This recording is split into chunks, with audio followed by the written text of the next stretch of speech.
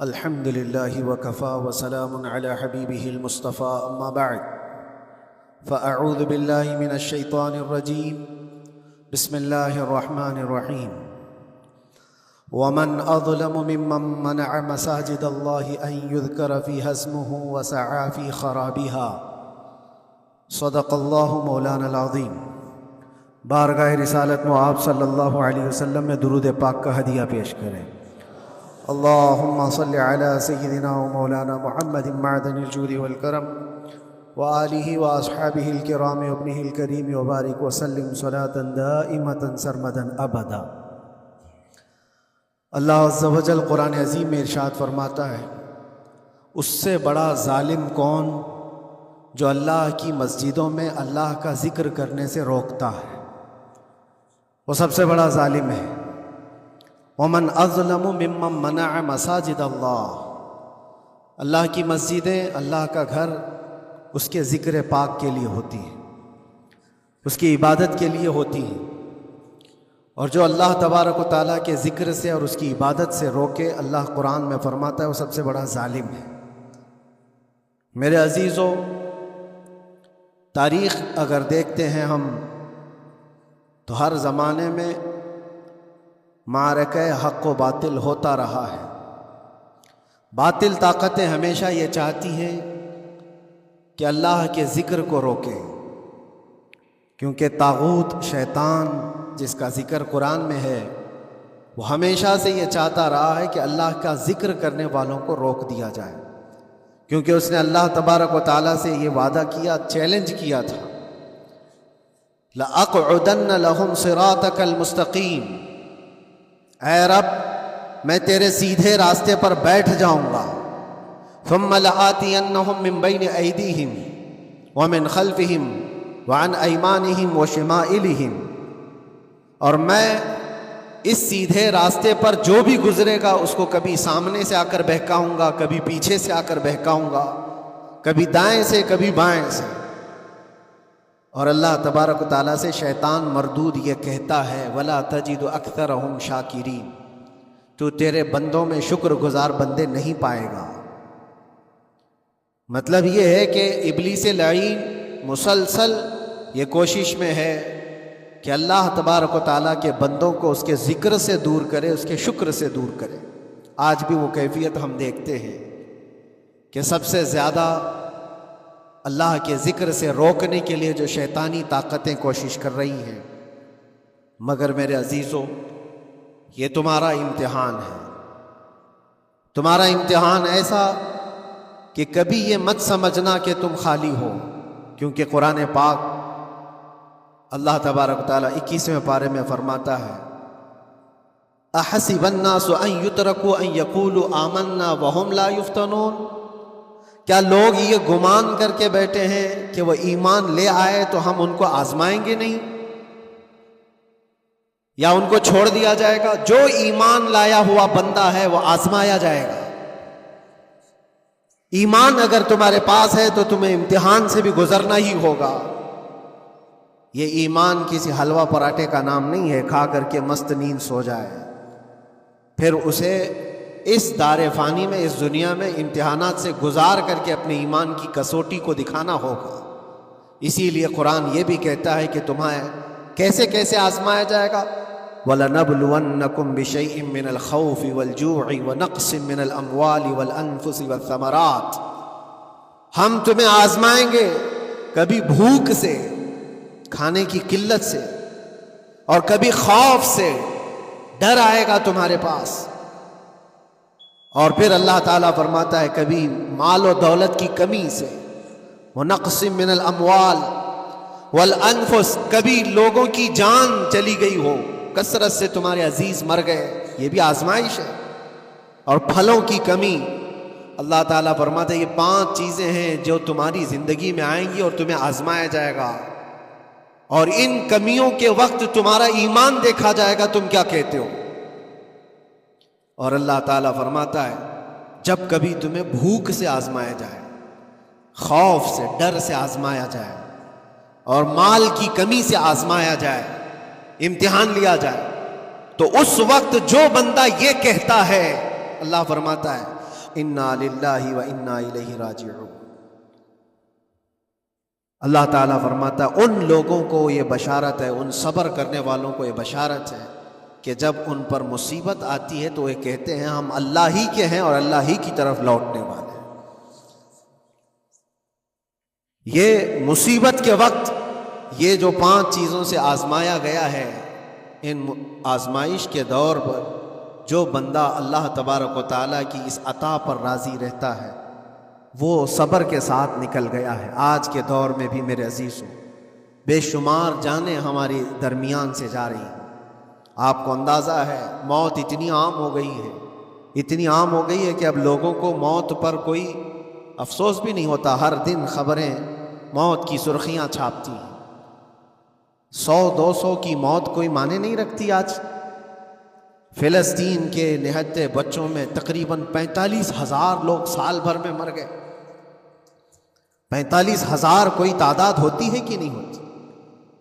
اتنی بڑی جانوں کا جو نقصان ہے یہ آزمائش ہے، اور یہ جانوں کے ذریعے سے آزمائش تھی۔ مال کی کمی کی آزمائش تو ایسی ہے، ملک شام، یمن، بہت سارے ایسے ٹوٹے پھوٹے علاقے، عراق، جہاں پر لوگ کھانا اور دوائیوں سے جوجھ رہے ہیں اس طرح سے کہ وہ گھاس کھانے پر مجبور ہیں۔ بہت سارے ایسے علاقے جہاں پر چھوٹے بچے پھینکے ہوئے کچرے میں سے دانے چن کر کے کھا لیا کرتے، وہ اپنے پیٹ کی اس آگ کو بجھانے کے لیے دانے دانے کے لیے ترس رہے ہیں۔ یہ بھوک کی آزمائش ہے، مال کی کمی کی آزمائش ہے، جانوں کی آزمائش ہے۔ عزیزان گرامی وقار، اور پھر خوف کے ذریعے سے جو آزمائش ہے وہ ہم دیکھ رہے ہیں آج۔ خوف ظالموں کے ذریعے سے تم پر مسلط کیا جائے گا۔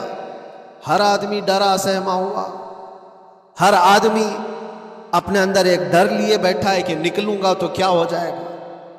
ان سب کے درمیان اللہ کی بارگاہ میں سجدہ ریز ہونے کا نام ایمان ہے۔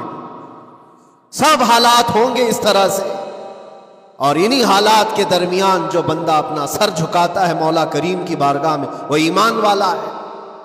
آؤ اگر ایمان کی کمال کی مثال دیکھنا ہے تو کربلا کے میدان میں کون کون سی آزمائشیں تھیں۔ بھوک کی بھی آزمائش ہے، پیاس کی بھی آزمائش ہے، جان کی بھی آزمائش ہے، خوف کی بھی آزمائش ہے۔ سب چیزیں ایک ساتھ کربلا کے میدان میں آئی۔ رسول اللہ کے گھرانے پر، اہل بیت پر وہ کیسا عظیم امتحان تھا جب وہ 72 لوگوں کا 82 لوگوں کا قافلہ بھوک اور پیاس سے جوجھ رہا ہو، 3 دن سے ان کے اوپر کھانا اور پانی بند ہو، اور ان شہزادوں کے ایمان میں ذرا برابر بھی فرق نہیں آتا۔ نہ ان کے ایمان میں، نہ حوصلے میں، نہ ہمت میں فرق آتا ہے۔ 3 دن کے بھوکے اور پیاسے باطل سے نپٹنے کے لیے کس طرح سے کمر بستہ ہے۔ یہاں تک کہ بھوک کی شدت ایسی تھی، کلیجہ منہ کو آئے، 6 ماہ کا بچہ بھی روتے روتے زبان جس کی سوکھ گئی ہو، وہ ماں جو بچے کو دودھ پلاتی ہے اس کے سینے سوکھ چکے ہوں، دودھ ختم ہو چکا ہو، ماں کے پستانوں میں کیسی قلت ہوگی۔ پانی کا ایک قطرہ ان کے گھر تک نہیں پہنچ پاتا، ماں اپنے بچے کو دودھ نہیں پلا سکتی تھی۔ اس سے زیادہ کیا آزمائش تھی؟ یہ بھوک اور پیاس کی آزمائش۔ پھر جانوں کی آزمائش تو ایسی، اللہ اکبر، 56 سال کی عمر کا وہ شہزادہ عالی وقار، سیدہ کائنات فاطمۃ الزہرا کا نور نظر، امام عالی مقام سید الشہداء امام حسین رضی اللہ تعالیٰ، جب میدان کربلا میں لاشوں کو اٹھاتے تھے، کتنی لاشیں اٹھائیں، کبھی بیٹے کی، کبھی بھتیجے کی، کبھی بھانجے کی، کبھی بھائیوں کی، کبھی عزیزوں کی۔ میاں ہم اپنے گھر سے نکلنے والے ایک جنازے کو اٹھاتے ہیں تو 8 دن تک ہمارے اندر سے ہوش نکل جائے۔ کوئی اپنے بچے کو اپنے ہاتھوں سے دفن کر کے دیکھے پھر کیفیت پتہ چلتی۔ امام حسین نے ایک نہیں اپنے لاڈلوں کی لاشیں اس طرح سمیٹی۔ ان کے جوان بیٹے علی اکبر کو جب شہید کر کے گھوڑے دوڑائے گئے تھے جسم کے اوپر سے، ٹکڑے الگ ہو چکے تھے، اس کو سمیٹتے ہوئے کون بیٹھا ہے؟ رسول اللہ کا نواسہ، اور 6 ماہ کے بچے کو ہاتھ کے اندر ظالموں نے تیر سے ایسا مارا تھا کہ حلقوم پہ چلا گیا، اور 6 ماہ کے علی اصغر کا خون جب امام حسین کے چہرے پر اچھل جاتا ہو، کسی باپ کے ہاتھ میں بیٹا وفات کر جائے اور پھر وہ لے کر کے خیمے میں آئے اور ادھر سے بلکتی ہوئی ماؤں کو اور بہنوں کو بھی دیکھے، ان میں بھی صبر کی تلقین دے۔ کبھی کبھار میں سوچتا ہوں اللہ یہ کیسے امتحانات سے گزرا تھا فاطمہ کا لال، کیسے امتحانات سے، بھوک اور پیاس کی شدت الگ، یہ جانوں کی شدت، جانوں کے جانے کا غم الگ، عزیزوں کی لاشوں کو اٹھانے کا بوجھ الگ، پھر اس پر 22,000 کا لشکر جرار سامنے، اس کا خوف لوگوں کے اوپر ڈالا جا رہا ہے۔ عزیزان گرامی وقار، یہ سب چیزیں کیا امام حسین کے قدموں کو ڈگمگا گئی؟ کیا ان کے خاندان والوں کو بکنے پر مجبور کر دی؟ کیا انہوں نے سمجھوتے کر کے اپنا سب کچھ بیچ ڈالا؟ ایک خیمے کا بچہ بھی، خیمے کا ایک بچہ بھی امام حسین کا نکل کر کے آیا ہو تو مجھے تاریخ بتا دو، بلکہ تاریخ تو آج یہ کہتی ہے سر داد نہ داد دست در دست یزید، حقا کے بنائے لا الہ است حسین، سر دے دیا مگر ہاتھ یزید کے ہاتھ میں نہیں دیا۔ حق تو یہ ہے کہ لا الہ کی جڑ کا نام حسین ہے۔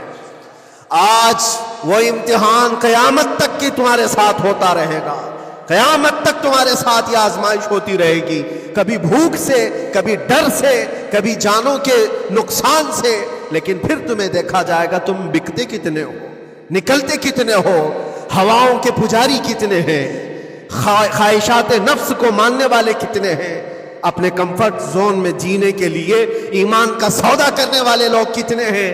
یہ آزمائش ہوتی رہے گی میرے عزیزوں۔ ایمان اس کا نام نہیں ہے کہ تم گھر میں آرام سے بیٹھے رہو گے اور کوئی امتحان نہیں ہوگا، امتحان تو ہوگا، آزمائش تو ہوگی۔ آج جو بھی حالات ہیں اس پر میں یہی کہوں گا، ایک بات ہو سکتا ہے کروڑوں مسلمانوں کے دلوں میں آج یہ نروس پن آئے، اتنے برے حالات ہوتے ہیں، اللہ ہمارے ساتھ ہے یا نہیں؟ اللہ ہمارے ساتھ ہے یا نہیں؟ ایمان ہمارا صحیح ہے یا نہیں؟ اسلام صحیح ہے یا نہیں؟ یہ شک بھی شیطان تمہارے دل میں ڈالتا ہے۔ کبھی تمہارے اوپر مصیبتوں کے پہاڑ ٹوٹ جائیں تو شک ڈالتا ہے شیطان تاکہ تمہارا ایمان ڈگمگا جائے۔ میرے عزیزو، مسلمان ہونے کا مطلب یہ نہیں ہے کہ تم صرف محلات میں جیو گے اور تخت و تاج کے مالک ہی رہو گے، ایسا نہیں ہے۔ ایمان والوں کو احد میں 70 جانیں بھی دینی پڑی ہے، بدر میں ان کے ساتھ جو معاملات ہوئے ہیں، فتح اگرچہ بدر میں ہوئی لیکن جنگ احد کا اگر منظر دیکھو گے، اللہ اکبر، وہ رسول پاک صلی اللہ تعالیٰ علیہ وسلم کے شہدائی صحابہ جب احد کے میدان میں کھڑے تھے، 70 صحابہ کی ایسے جانیں گئی ہیں، اگر میں تفصیل بتاؤں تو بہت لمبا وقت ہوگا۔ ایک صحابی ہیں حضرت انس بن نزیر، پورے جسم میں ایک انگلی کے علاوہ کچھ نہیں ملا، کچھ نہیں ملا، شہادت کی ایک انگلی سے ان کو پہچانا گیا۔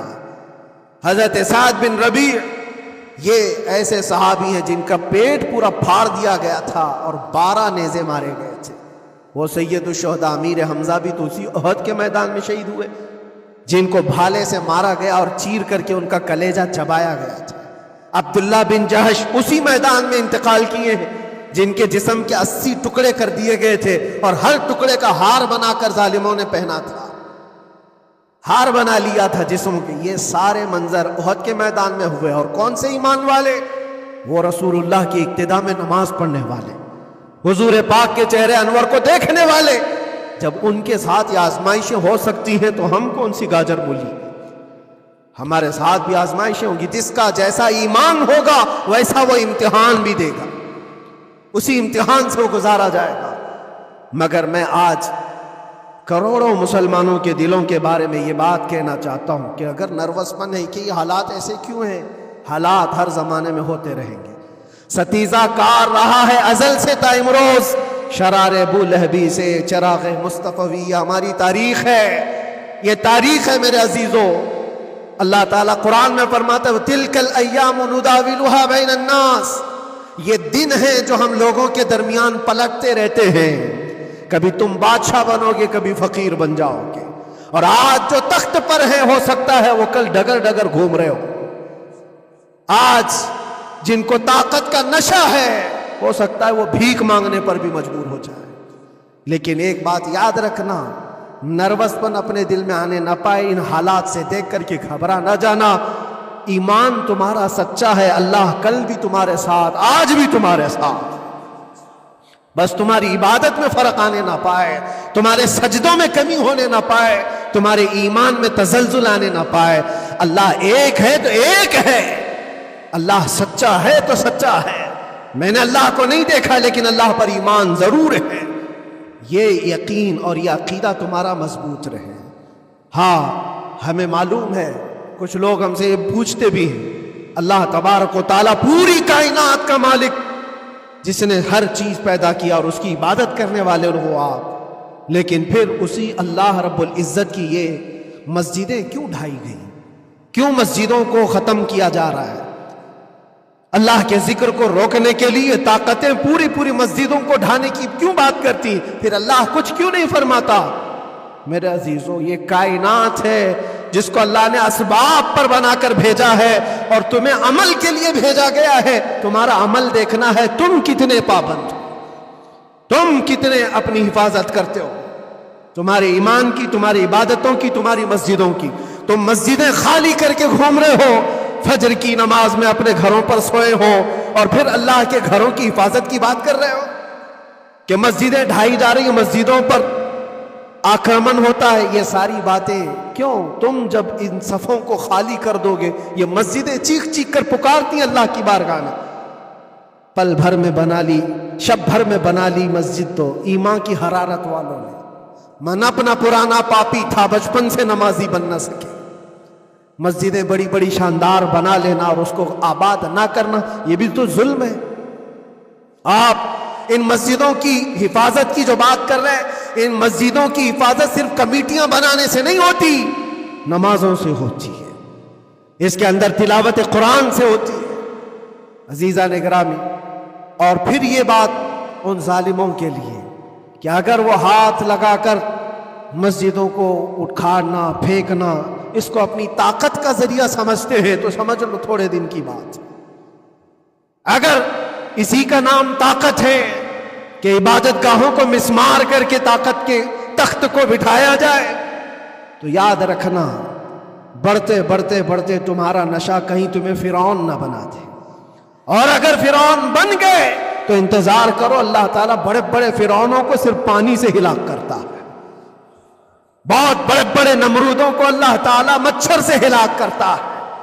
وہ ابرہہ بھی تو آیا تھا جو کعبہ ڈھانے کے لیے آیا تھا، ہاتھیوں کا لشکر لے کر آیا تھا، جس کا ذکر قرآن پاک میں الم تر کیف فعل ربک باصحاب الفیل۔ اے محبوب، کیا آپ نے نہیں دیکھا ہاتھی والوں کے ساتھ اللہ نے کیا معاملہ کیا؟ پورا ہاتھیوں کی فوج لے کر آیا تھا کعبے کو ڈھانے کے لیے۔ ہوا کیا؟ کعبہ کو ڈھانے کے لیے اتنی خطرناک فوج تھی اور مکہ والوں میں لڑنے کی اتنی طاقت نہیں تھی۔ اللہ کریم نے ابابیل چڑیوں کی ایک فوج کو بھیجا۔ ہاتھی کہاں اور چڑیا کہاں؟ کوئی مقابلہ ہوتا ہے؟ کوئی مقابلہ ہے؟ تصور میں نہیں آتا، لیکن رب تبارک و تعالیٰ کا ایک دستور ہے، بڑی بڑی طاقتوں کو چھوٹی طاقتوں سے ہلاک کرتا ہے۔ چھوٹی چھوٹی سی چڑیاں ایک ہاتھ میں تمہارے آ جائے، ایک چونچ میں اور دو پاؤں میں کنکریاں لے کر آتی تھی، اوپر سے صرف وہ کنکریاں گراتی، ہاتھیوں کے پیٹ پھٹ جاتے اور آگ لگ جاتی تھی۔ اللہ تبارک و تعالیٰ کی طاقت کا یہ مشاہدہ، قوت کا ایک ہلکا سا اظہار جو مکہ کی ان وادیوں میں ہوا، منا، اور اللہ تعالیٰ فرماتا ہے فَجَعَلَهُمْ كَعَصْفٍ مَأْكُولٍ، اللہ نے ان کو ایسا کر دیا جیسے کھائی ہوئی مرغی ہوتی ہے، نوچ نوچ کر کے کھا کر چھوڑی ہوئی مرغی ہو۔ پوری فوج کی حالت ایسی ہو گئی تھی۔ کعبہ مکرمہ کو ڈھانے کے لیے آئے، تب اللہ تبارک و تعالی ظالموں کو کس طرح سے نیست و نابود فرمایا۔ ہمیں یقین ہے میرے عزیزوں، اللہ تبارک و تعالی وہ ابابیل بھیجنے والا مولا آج بھی زندہ اور ہمیشہ زندہ رہے گا۔ وہ حی اور قیوم ہے، ہمیشہ سے زندہ ہے اور ہمیشہ زندہ رہے گا، لیکن تمہارا امتحان ہوتا رہے گا، تمہارا امتحان ہوتا رہے گا۔ اللہ کے نبی صلی اللہ تعالی علیہ وسلم کے لیے مدد آئی ہے تو اس کا مطلب یہ نہیں ہے کہ وہ صرف بیٹھ کر کے مدینے میں دعائیں کرتے تھے، نہیں، عمل کے میدان میں اترے بھی ہیں. صحابہ نے بھوک اور پیاس برداشت کی ہے. کتنے کتنے دنوں تک وہ ایک کھجور پر پورا دن گزارتے تھے. پیوند لگے کپڑے. حضرت ابو ہریرہ فرماتے ہیں ہم تو ایک جنگ سے ایسے واپس آئے تھے کہ ہمارے پاؤں کے پورے ناخن اکھڑ گئے تھے. پاؤں کے ناخن اکھڑ گئے. خندق کے میدان میں خود نبی پاک صلی اللہ علیہ وسلم اپنے ہاتھوں سے خندق کھودتے رہے اور پیٹ پر پتھر باندھنا، یہ سب مشقتیں، سٹرگل کیا ہے. پھر اللہ سے یہ دعا کیا مولا تو اپنی مدد بھیج دے، تو اپنے رحم و کرم کی بارشیں برسا. اور ہم یہاں مست کھا پی کر کے پھر دعا کرتے ہیں مدد آ جائے. تم نے محنت کون سی کی، کون سی مشقت کی؟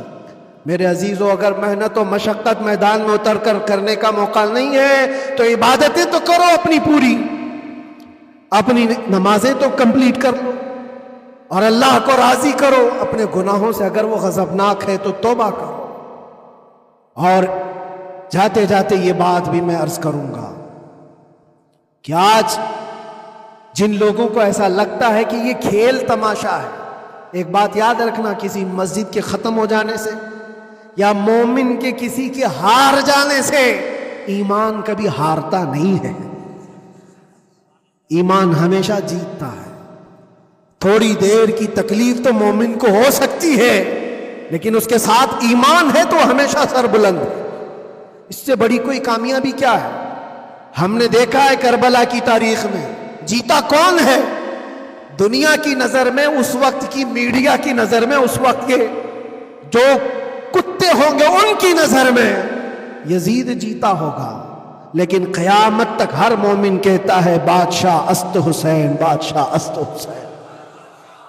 ایمان کی جیت ہمیشہ ہے، اگرچہ وہ ٹکڑوں میں بدل جائے، اگرچہ وہ 1000 ٹکڑوں میں ہو جائے.